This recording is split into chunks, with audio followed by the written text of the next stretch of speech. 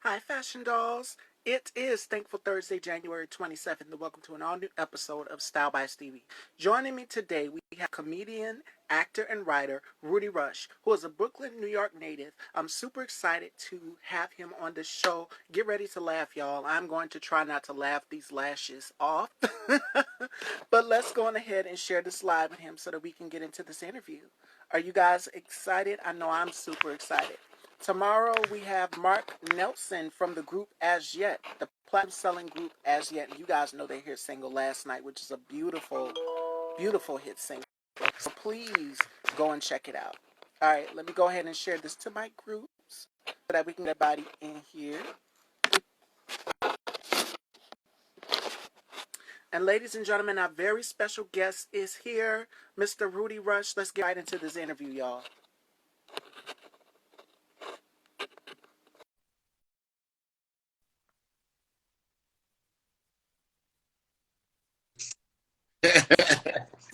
Hey, Good afternoon. How I'm are great. How are you? you? I'm doing wonderful. It's such a pleasure to have you Thank you for here. having me on. I really appreciate it. Because you listen, you get everybody on yourself, so I must be important. Welcome, welcome. So before we get into this interview, how has 2022 been for you thus far? We've been through 2021, wrapped up that year, and now in a whole year, a whole new mindset. Any goals, resolutions, anything you've planned to work on for this year? As an entertainer yourself, like an entertainment business, you always have to recreate yourself. And I think, 2020 kind of forced a lot of people to find out what they're really made of, more so than recreating yourself and things of that nature. So it really, by osmosis, it actually forced me to do things or create things that I didn't know I was capable of. And it actually recreated a different Rudy Rush, more focused, more polished, actually looking back and seeing what I've created over the length of my career to propel me into the next few years of it. So it actually was pretty good. Like I said, you could look at it so many different ways. But yeah, it actually was positive for me because I went through a bunch of trials and tribulations, not only personally, but professionally too. So now we're on a different trajectory and everything is like, it's actually the best it's been in my 25 plus years in the business.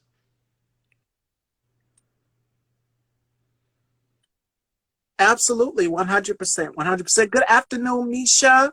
How are you, my love? We are here with comedy legend Mr. Rudy Rush, and you've had such a prolific career span. You've done Def Comedy Jam. You were on the Chappelle Show. You were also on Laugh-A-Palooza. So many of these projects, iconic projects. You also hosted Showtime at the Apollo, which we'll talk about throughout this interview. Like you've had such a prolific Thank you. career span, and there's more and more and more to come. So you were born and raised in Brooklyn. Is No, that actually, correct? the funny thing is, so a lot of people thought I was from Brooklyn because when we did Def Comedy Jam, which was one of the first shows I did, it was actually my second television credit, but the first big one. That's an iconic television show. And Chris Rock was the host. And so my address, they asked for your address so they could send you your check or get the information, for your filling out your paperwork. And at the time, I was living in Brooklyn.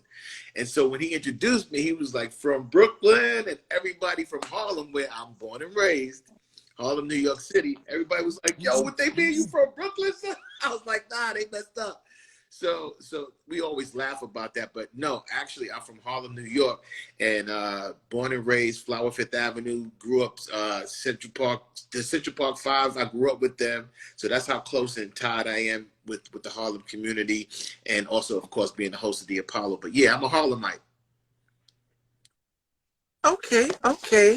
So, what was it like for you growing up in Harlem? Because actually, it's funny we mentioned New York because I have family there. Brooklyn, Brownsville. I'm pretty sure you know about Oh, the five absolutely. boroughs and all of that. So, yeah, my father's family is from there. So, tell us what was it like growing up in Harlem? How many brothers? How many sisters? Hey, B Brown Yeah, actor. so I have it's five of us. I have two brothers, two sisters, and it was cool. Like growing up anywhere is an experience, especially someplace like New York. You take it for granted. We used to walk past the Empire State Building and things of that nature. It was cool to go to on class trips to places like Ellis Island to see the Statue of Liberty. But for the most part, when you're a New Yorker, you're kind of oblivious to all of the things. And like, tourists, they go to 42nd Street now, to Times Square.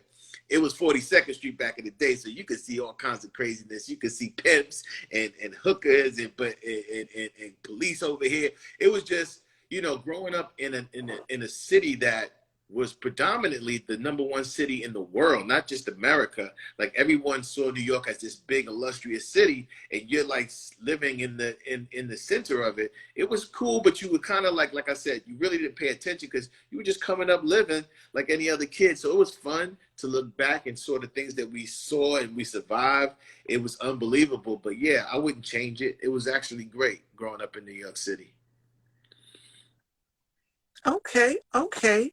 So what made you get into comedy? Because I've mentioned some of your prolific things that you've done in your career in the beginning. So what made you get into So it was comedy? funny. I graduated from high school in South Carolina because I had to, like I said, New York was so crazy. I went to go live in South Carolina with my aunt for 3 years and finish high school. And once I finished, I came back to the city, was going to save some money, go back to school, and I got a job at a law firm at the age of 18. I mean, literally right out of high school. After that summer, I started working at the firm. And while I was there, and this is what I kind of stress to a lot of young people, like, you have to step out and be responsible. You don't have to be the best.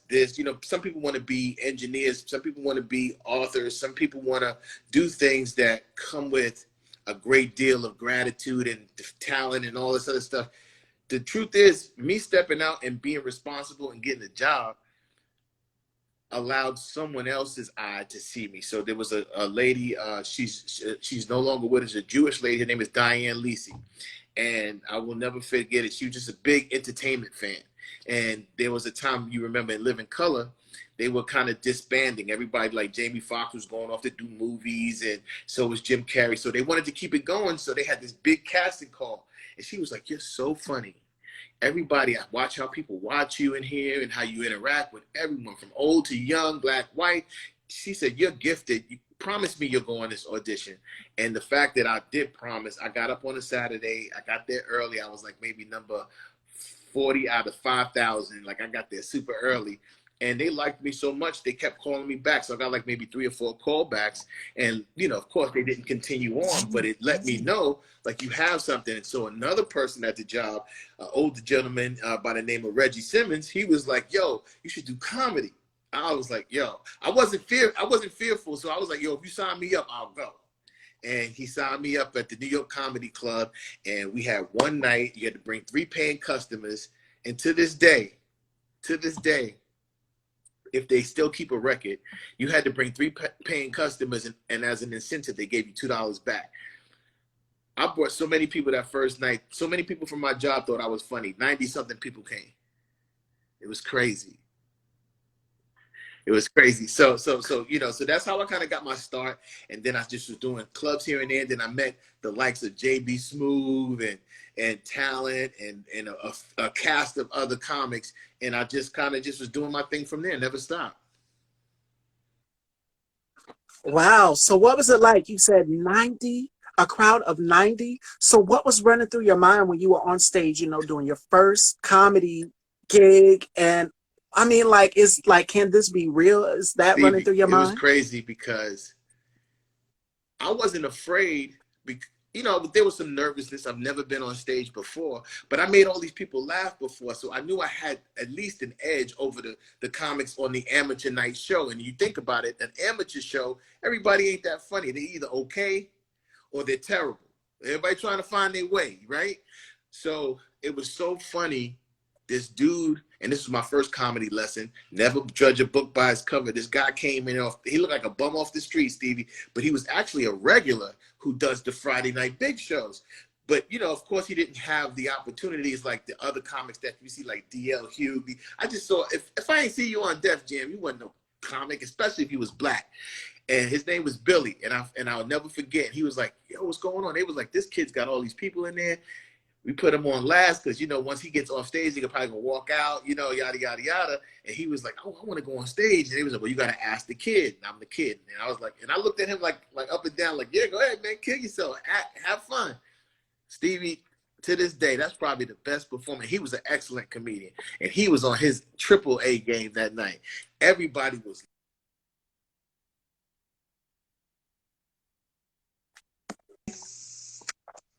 I'm Yes, sorry. I can So hear you.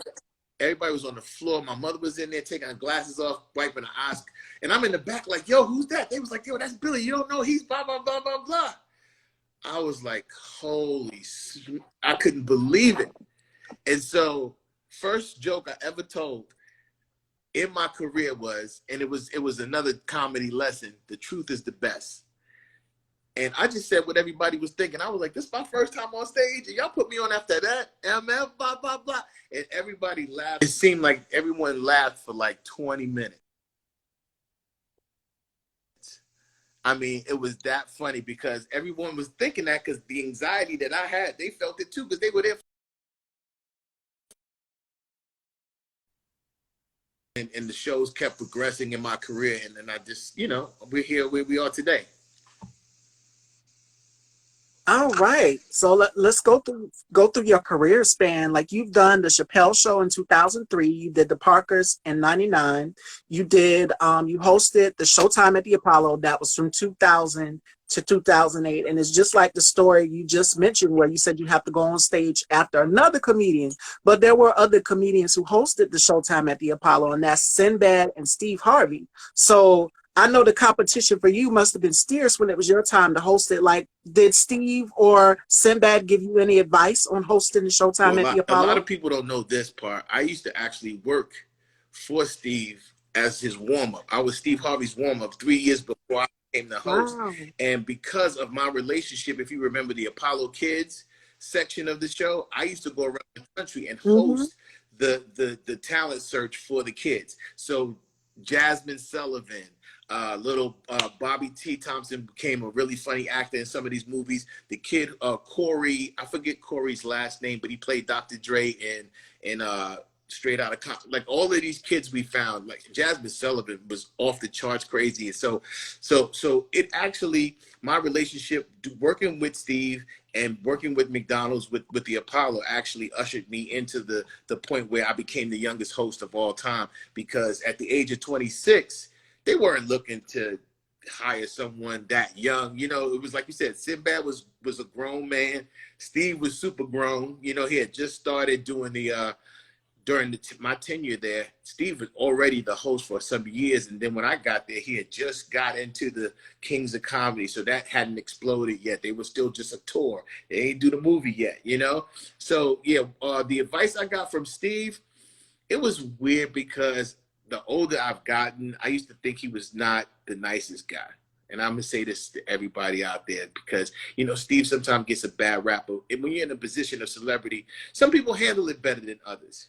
I'll say that. Some people are a little bit more withdrawn. Some people will tell you, get out my face. And he's more like, yo, get out my face. But with me, I think I was so tied to the producers of the show who were trying to do things that he wasn't happy with. So I was guilty by association. And I felt it was personal, but it was more my association with them. And it took me over 20 years to really realize that. I just feel so bad. Like, yo, Steve, my career or my friendship with him could have been way better because I'm just a young kid trying to soak up whatever I could. And I felt like this backlash, this pushback. And then you hear the stories about Steve and then you apply that to how you felt. But as a man now, Right. I totally understood. It was hard for him to embrace me because of the things that were going on that I was oblivious to. And so, but he gave some great advice. Some of the things I use today, Steve Harvey gave me that advice. Like when we did have that moment or two when we connected, like, he taught me how to take my last joke, which was a great joke, and made it my first. He said, work from that. He said, if you can go on and do your number one joke first, and you got 30, 40 minutes left, then you turn all of those B and C and G jokes into number one joke. You know what I'm saying? To A jokes. And it really helped me. It really made me step so I think for pound, even right now, I have the best joke package.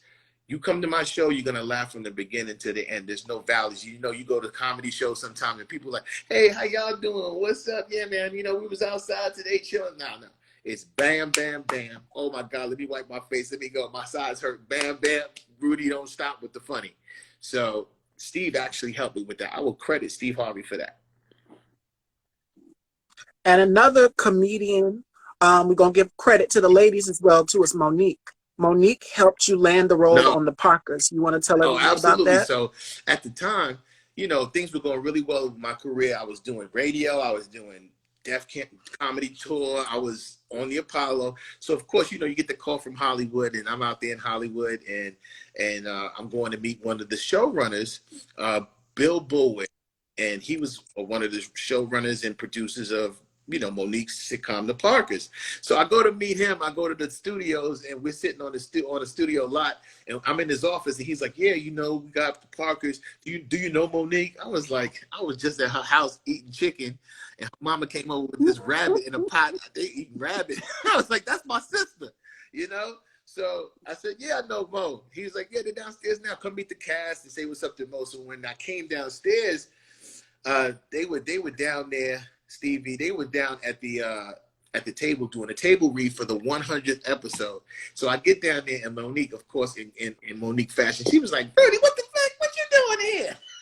I said, "I'm meeting with the folks and blah blah blah." She was like, "Y'all got to put my brother in this show," and I mean, from her voice to the pages, they got the writing, and they put me in as Spud, and they wrote me a role. And to this day, it was so funny. I think one of the best moments I probably had, my daughter, who's 15 now, when she was 13, she texted me with a screenshot. She was like, "You was on the Parkers?"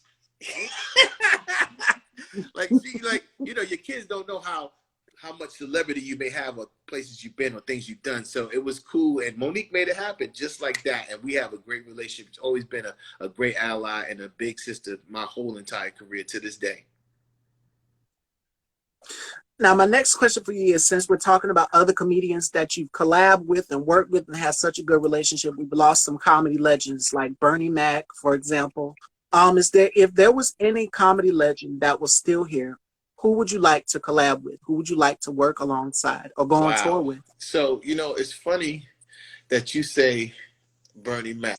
And I'm gonna say this. I got a quick Bernie Mac story. I was my girlfriend at the time. She was, you know, big in the industry as far as on the exec side. So, you know, we get to go to all the functions in Los Angeles, and we were at the Emmy Awards one night, and this is like years ago, but you know, they have the governor's ball afterwards, and so our table was at the same table with Bernie, and I didn't think he knew who I was, but because of his affiliation with Steve, of course, you know, we watch. Everybody's watching in comedy. Everybody knows everybody, so he really made me feel like I was important, because the way he engaged me in conversation, and the only thing I can remember, and they had the shrimp that was delicious. He was like, "Rudy, they got shrimp." He kept saying it the whole night, and then we would just laugh.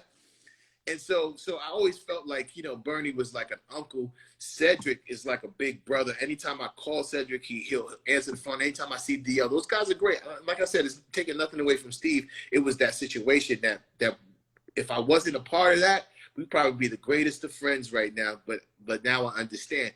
But to work with someone who's no longer with us, I had a friendship with Charlie Murphy, because we would go to auditions all the time in New York and bump into each other. Then he finally got this Chappelle thing, and I think he really is. And I want to be careful when I say this. I don't want to credit him, because Dave had something great already. I just feel like his ship was lifting off, and that spark with Charlie Murphy's True Hollywood Stories just really took Chappelle's Show to a whole nother level. If you ask anybody, the one thing they remember first and foremost from that might be one of the things, Charlie Murphy's Stories. So it just took him and Charlie to a whole nother stratosphere. And it was just a great thing to be a part of, to see your friend. I know how hard it is, that, you know, how hard he worked, how difficult it was being in Eddie's shadow. We talked about that a little bit. He never wore it like it was. He was proud of his brother always. But he just, you know, he would check you if you was like, "Yo, you trying to be funny and shit." You know what I'm saying? You know, Charlie ain't playing. But he was a great dude, and, you know, and great family guy. And so, like I said, anybody I can work with now who's no longer here would be Charlie. Yes, God Yeah. bless his soul, and his legacy passes on through his brother Eddie. I mean, there's so many other. What do you think about the next generation of comedy that's out right now, like the Tiffany Haddish, the DC Young Flies, the new So generation? Tiffany kind of came up with us, but she's like, it's almost like going to high school. We went to high school together, but she was like a freshman when I was a senior. So she was coming, she was bringing up the rear, you know, so she's been around longer than people know, and she's worked really hard and been through some very difficult things to get to where she's gotten, and she deserves every bit of it. So I feel like her, and especially the DC Young Flies who come from that generation, he was like one of the first people, kind of like a Country Wayne is now, in the forefront of social media, making their way that way as opposed to going on stages. And I commend all the comics that do social, like, you know, all the skits and stuff. And I'll just say this, there needs to be some kind of conference or some kind of meeting of the great minds, because a lot of these comics get famous off of doing subject matter that they get from comedians from the past. That's one thing. But Hmm. they do have a lot of innovative and smart and funny ways to tap into a source of which is now content is king.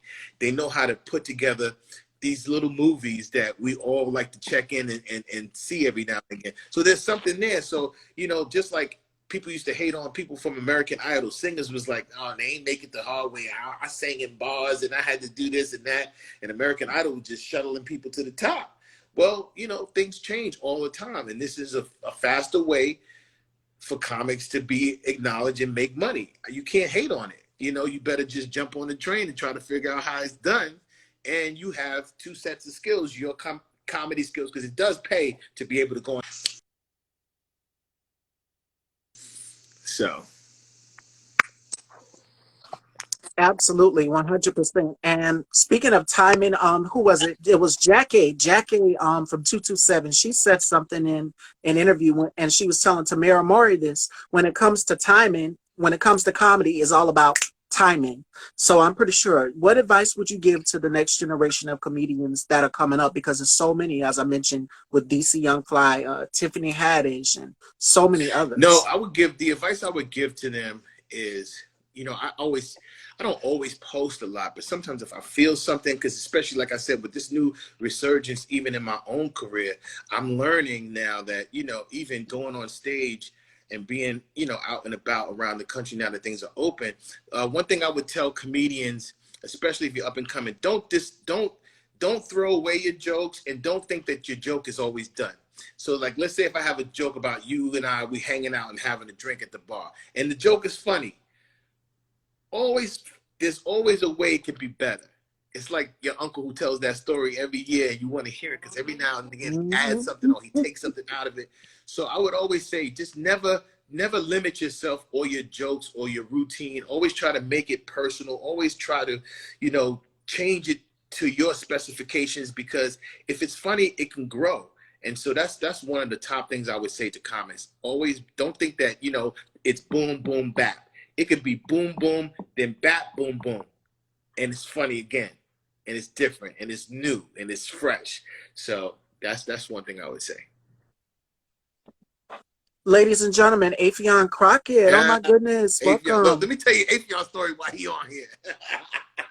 Let me tell you, yo, Atheon Crockett is so talented, as you know, dancing and skits and just funny. But we kind of come from the same class. You know, we were like in the same graduating class. We were on Def Jam the same year, and we were all like bright-eyed, bushy-tailed young kids, you know, all in our early 20s. I mean, we could have been like, he could have been maybe 20, 21, 22. Long story short, remember at the end of Def Comedy Jam when they used to have the dancers come on? He has got Yep. to be in the history of that show, the only comedian to not only get a check from telling jokes, but he was out there dancing too. He was out there and dancing better than the dancers that they had slated. Because after he did his show, he went out and danced with them. It was the most unbelievable, and they cut him a check for that shit too. Excuse my language, but yeah, I was like, yo, he's killing it right now, and so I'm happy. That he's doing what he's doing, because I've seen his career go through different stages. People think it's overnight. I Yes. remember, he probably don't remember this. I seen him in a bowling alley in LA when I first got out there around 2003 or 4, and he was just kind of finding himself. So he's doing great now. He's connected to some great people like Kevin Hart, Spice Adams. They jumped on to do the versus that battle afterwards. They came. So he's a Oh good God. dude. Yeah. So shout out to Atheon for checking in. Thank you. Yes, and someone just mentioned it in the comments. I watch his Dr. Oh Devin yeah, skit, yeah, so he takes me out with yeah. that. So yeah. All right, fashion dolls, it is about that time, and it's time for the rapid five.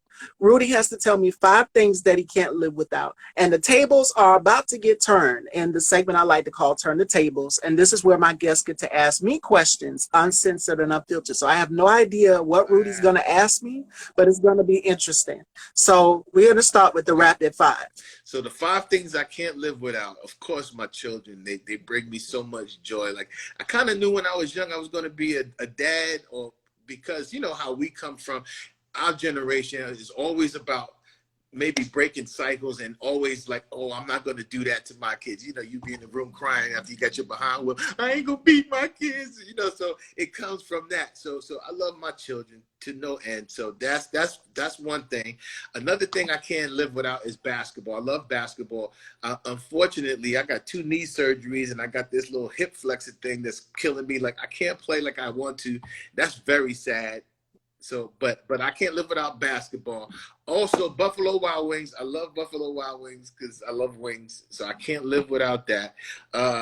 Another thing I cannot live without is comedy. I love getting on stage and telling jokes. It's nothing like it. And I actually denied myself the pleasure trying to please maybe other people or just trying to do what I thought was the right thing. So I chased radio in hopes to be able to still be a comic.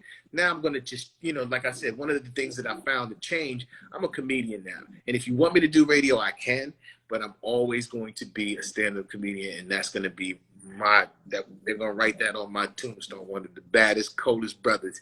And everybody out there who's a comedy fan or a comic know I ain't spitting no BS.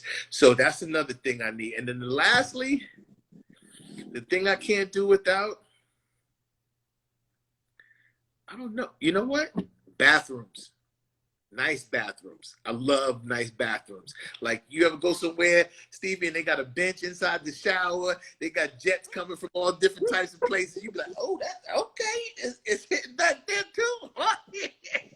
So when I build my next dream home, it's going to have every little innovative bathroom trinket you can ever think of. I like lighting. Some of my best photos, my best photo shoots took place in the bathroom, me doing a selfie. Like, I like nice bathrooms. So that's the 5. All right, ladies and gentlemen, there you have it. And I'm going to jump back to what you said, which is one of your 5. Going into radio, there's so many comedians out here that have radio platforms that you mentioned, D.L. Hughley, Steve Harvey, of course. I say go for it. And I'm pretty sure Monique had her talk show. So there's so many comedians out here that are telling their story, you know, through radio. So listen, and you know, this is a whole, you're going to have me come back for this interview. I was very disappointed in, you know, the I wouldn't call it the executive side, because there's some great execs in radio and they're very smart people.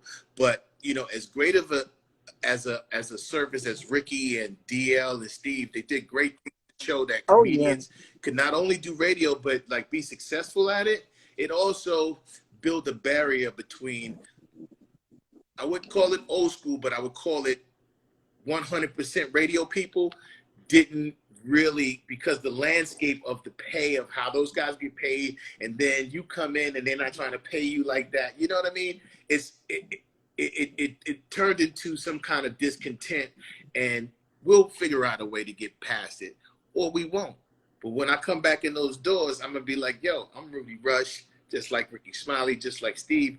Y'all got to treat me like that. I try to do it y'all way, but y'all try to make me jump through all these hula hoops. I've been #1 in radio since I got in it, when I was on the team by myself and then again with another team. So there's no reason for us to even have an issue, because I'm not disrespectful. So what you hating on? You know what I mean? Ain't my fault. Exactly. I'm you. And I'm funny and I'm making money. But nah, anyway, but yeah, that's really. So I got to ask you a question, right? Yes, the turn the table segment, ladies and gentlemen. Turn the Yes. table. So, all right. So now you interview a lot of people.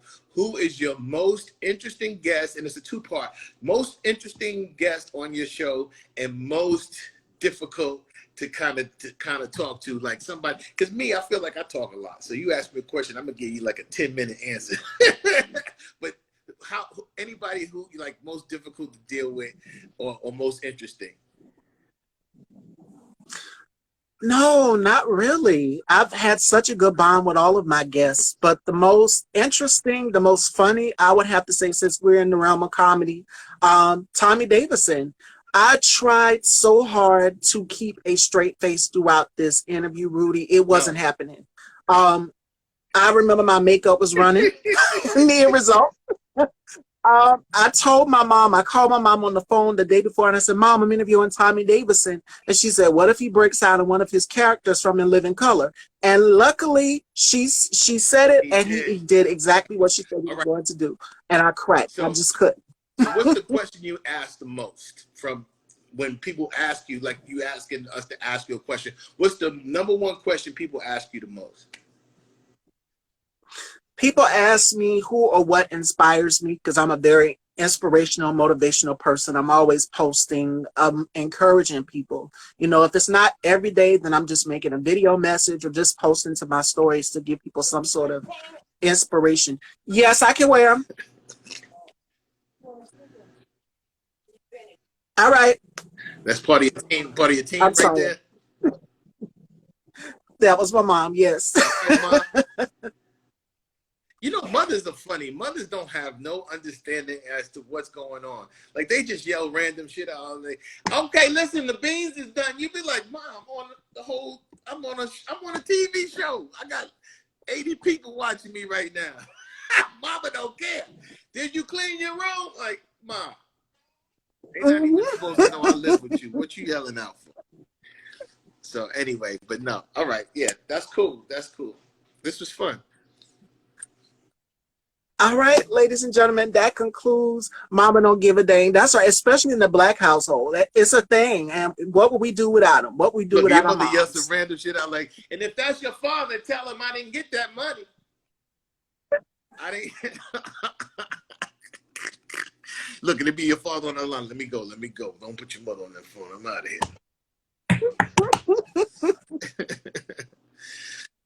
Stevie, thank you so much.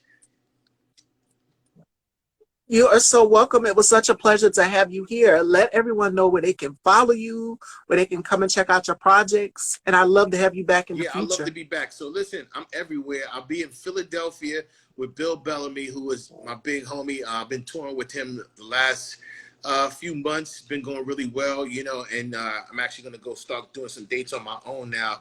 But we'll be in Philadelphia at the Punchline February 3rd through the 5th. I'm actually going to be with Mike Epps in April in Dallas, April 29th. So, you know, like I said, Rudy Rush is doing some really big things now. So some huge things are coming. I want to keep that on the low, but you can follow me at rudyrushonline.com. Also, the IG is at Rudy Rush. So that's what's up.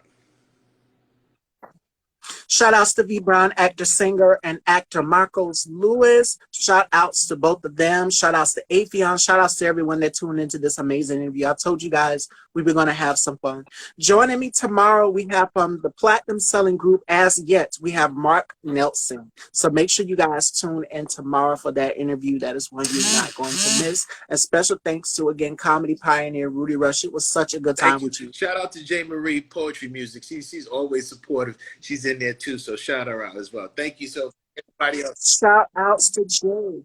Take care, everyone. Y'all be safe. Love y'all all.